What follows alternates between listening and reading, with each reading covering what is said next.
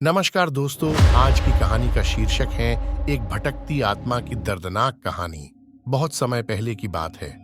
रामू नाम का एक लड़का था। वह बहुत ही गरीब था और बहुत ही सीधा साधा आदमी था। उसके परिवार में कुल मिलाकर 5 लोग थे, लेकिन कमाने वाला केवल रामू के पिताजी ही थे। रामू भी नौकरी ढूंढने की बहुत कोशिश कर रहा था, लेकिन उसे कहीं नौकरी नहीं मिलती है। फिर ऐसे ही उसके एक मित्र ने कहा था कि नौकरी के लिए बाहर जाकर ढूंढ, तब शायद तुझे नौकरी मिल जाएगी।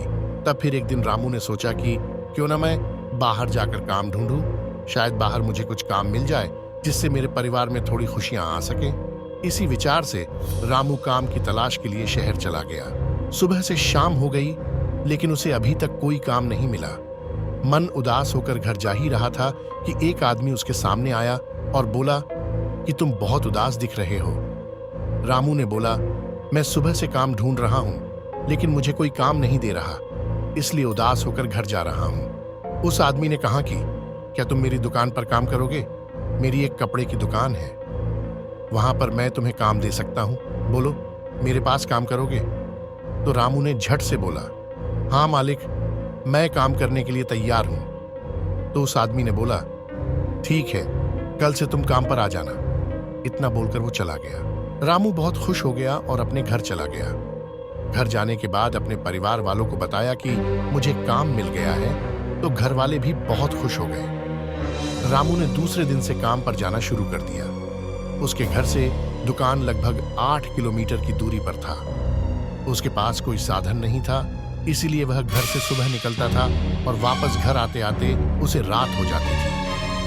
रोज का उसका ऐसा ही नियम था।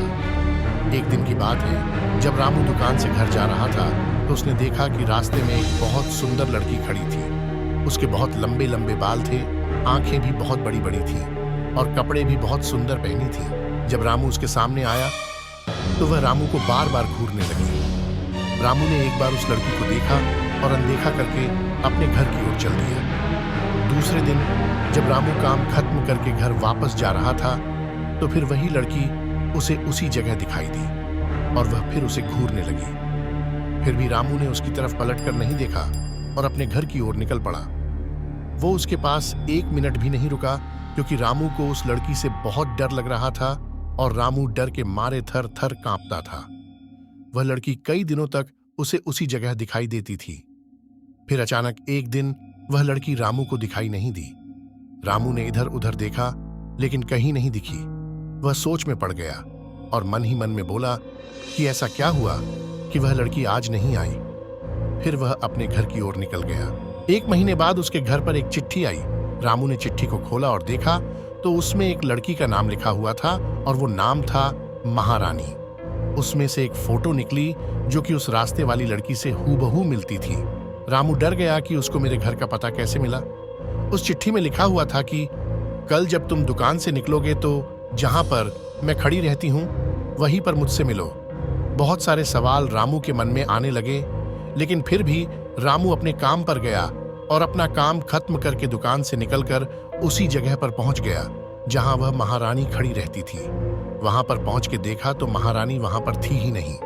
वह बहुत देर तक उसका इंतजार किया। जब महारानी नहीं दिखी तो वह अपने घर की तरफ चल दिया। रामू अपने घर जा ही रहा था कि उसे याद आया कि जो उसकी चिट्ठी आई थी उसमें उसका पता भी था, और अपने पॉकेट से वो चिट्ठी निकाली और उस पते के अनुसार उस महारानी के घर चला गया ताकि यह जान सके कि महारानी ने उसे वो चिट्ठी क्यों लिखी। रामू ने दरवाजा खटखटाया तो एक बूढ़ा आदमी आया और बोला कि क्या काम है। तो रामू ने कहा कि मुझे महारानी से मिलना है। उस बूढ़े आदमी ने बोला कि बोलो, क्या काम है? मैं उसका पापा हूं। और बेटा, तुम्हें शायद पता नहीं होगा, लेकिन उसे गुजरे हुए 2 महीने हो गए हैं। रामू ने जब इतना सुना कि उसके हाथ पैर कांपने लगे और वह सोचने लगा कि वह लड़की तो मुझे रास्ते में मिली थी और उसकी चिट्ठी भी आई थी। तभी महारानी के पापा ने उसे दिखाया कि देखो बेटा, उसकी तस्वीर पर माला चढ़ा है। इतना देखते ही रामू बहुत डर गया और भागकर अपने घर पहुंच गया। फिर उसने उस चिट्ठी को जला दिया। उसके बाद रामू ने अपने घर से निकलना भी बंद कर दिया। वो काफी डर गया था। फिर कुछ दिनों के बाद रामू के घर फिर से एक चिट्ठी आई। रामू ने डरते हुए उस चिट्ठी को पढ़ा। उसमें लिखा था कि रामू डरो मत, मैं तुम्हें कोई भी नुकसान नहीं पहुंचाऊंगी। तुम एक भले इंसान हो, मुझे तुम्हारी मदद चाहिए। मुझसे उसी रास्ते पर आकर उसी समय मिलो जिस समय मैं तुम्हें दिखी थी। अब तो रामू सोचने लगा कि क्या जाऊं या नहीं। फिर रामू ने सोचा कि अगर वो बुरी आत्मा होती तो मुझे कब का कुछ कर देती, लेकिन नहीं कि इसीलिए मुझे जाना चाहिए। और फिर रामू ठीक समय पर पहुंच गया। काफी देर रुकने के बाद भी जब महारानी नहीं आई तब रामू जाने लगा। जैसे ही रामू आगे बढ़ा तभी पीछे से आवाज आई, मुझसे बिना मिले ही जा रहे हो। अब तो रामू की हालत बुरी तरह से घबरा गई। फिर डरते डरते रामू पीछे पलटा। अब रामू और वो भटकती आत्मा आमने सामने थे।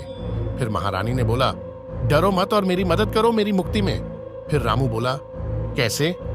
फिर महारानी ने रामू को सारी बात बताई कि 2 महीने पहले ऐसे ही रात के समय मैं अपने काम से घर जा रही थी अपने स्कूटी पर। इसी जगह मेरी स्कूटी खराब हो गई। जैसे ही मैं स्कूटी चेक कर रही थी तभी एक कार से 2 जने उतरे। उन्होंने मेरे साथ रेप किया, फिर मुझे मार दिया। क्या तुम मेरी मदद करोगे मेरे कातिल को सजा दिलवाने में? रामू बोला, हाँ बिल्कुल, बताओ बताओ मुझे कौन है वो दोनों। तब महारानी कहती हैं, उनमें से एक तुम्हारा मालिक और दूसरा उसका दोस्त। क्या कह रही हो? मेरे मालिक ने तुम्हारे साथ ऐसा किया है, मैं तुम्हारी पूरी मदद करूंगा। फिर रामू अपने मालिक को किसी बहाने से उसी जगह बुलाता है और अपने मालिक का नाम लेकर उसके दोस्त को भी बुलाता है। जब दोनों उसी जगह पहुंच जाते हैं तब रामू का मालिक रामू से पूछता है कि हमें यहाँ क्यों बुलाया, क्या बात करनी है तुझे? तब रामू कहता है, बात मुझे नहीं, मेरी एक दोस्त है, उसे करनी है। जब महारानी वहां आती हैं तो दोनों उसे देखकर बुरी तरह से डर जाते हैं। तब महारानी रामू को थैंक्स बोलती है और कहती है कि अब तुम घर जाओ। रामू सीधा अपने घर चला जाता है और सोचता है कि क्या हुआ होगा वहां पर। इसी कश्मकश में सो जाता है और जब सुबह उसकी नींद खुलती है तब उसे खबर पता चलती है कि एक सुनसान रोड पर 2 आदमियों का शराब के नशे में बहुत भयंकर एक्सीडेंट हो गया, जिसके कारण दोनों मर गए। अब तो रामू सब समझ जाता है कि उन दोनों के साथ क्या हुआ होगा। उसके बाद रामू अपने काम धंधे में लग जाता है। ऐसे ही एक दिन फिर से उसके घर एक चिट्ठी आती है जिसमें लिखा होता है कि धन्यवाद रामू। उसके बाद वो आत्मा रामू को फिर कभी नहीं दिखी। तो दोस्तों, भटकती आत्मा की कहानी आपको कैसी लगी हमें कमेंट करके जरूर बताएं और चैनल को सब्सक्राइब कर दें।